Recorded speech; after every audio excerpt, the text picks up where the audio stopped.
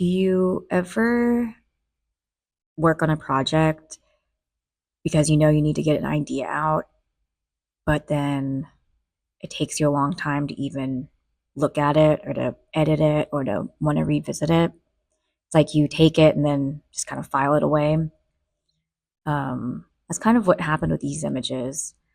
I had an idea in my head of if the wind is good. I love the way this red material looks when it's flowing. I use this in my underwater photos a lot.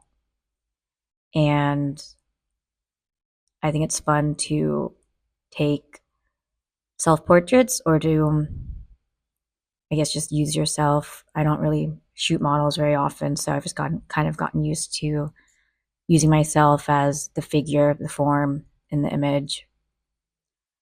And that's really all this idea stemmed from, is just wanting to play with the wind and wanting to play with this flowing material and just to see what would happen. I just set up my iPhone and just have a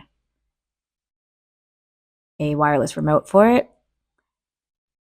and just kind of set it up, frame it, and just spam the button and just take a ton of photos.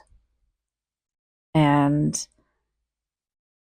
I've definitely realized that it's tended to be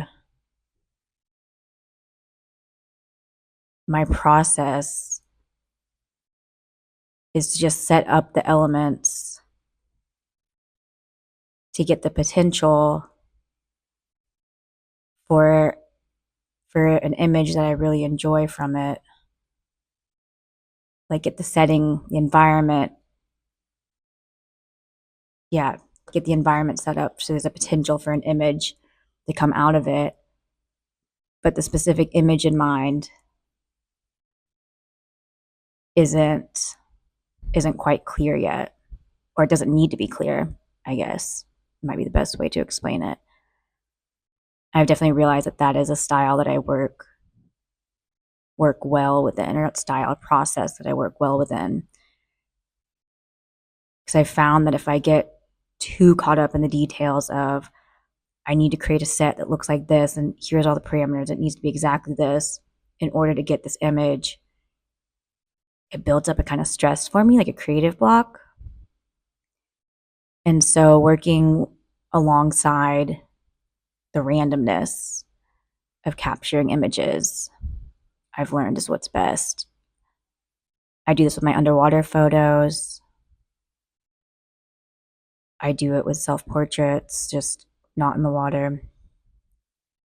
And when I explore generative AI art, I definitely noticed that that was a big parallel, that while prompting, you set up, or this is how I work, I set up the parameters to generate aesthetics in the subject matter or a tone or a composition or whatever it is that my interest gets piqued by. And then I just press generate a lot, hundreds of images, and then enjoying the randomness of it instead of trying to craft a perfect prompt of needs to be this specific person looking this direction, doing this action with this lighting. I tend to try to collaborate with the randomness of all the other factors. And then through a selection process is how I get to final images. And this is with photography and with AI. I find that kind of fascinating that there's some parallels with both forms of visual art and creating.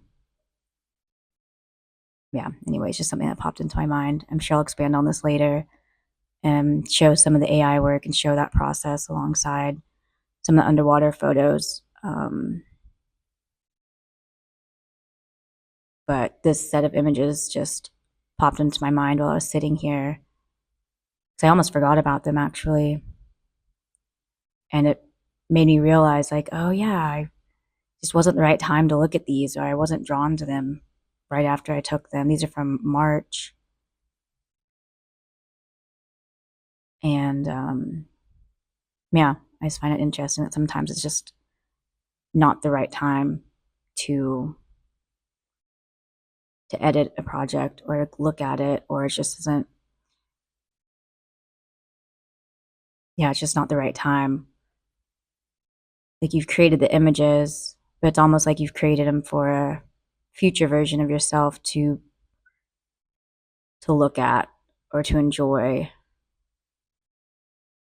It's almost like this, it kind of feels like a subtle nudge inside of you. I should say inside of me, a subtle nudge inside of me pushed me to create these photos. So if in the future, when like maybe my logic mind caught up, I'd be more pleased with them. Because I do remember looking at these right after I took them. I was like, they're okay. Could have been better. Not quite sure what I'm looking for. But then for some reason today, these first two images seem to be exactly what I want. So it's fascinating how sometimes the creative process works like that. And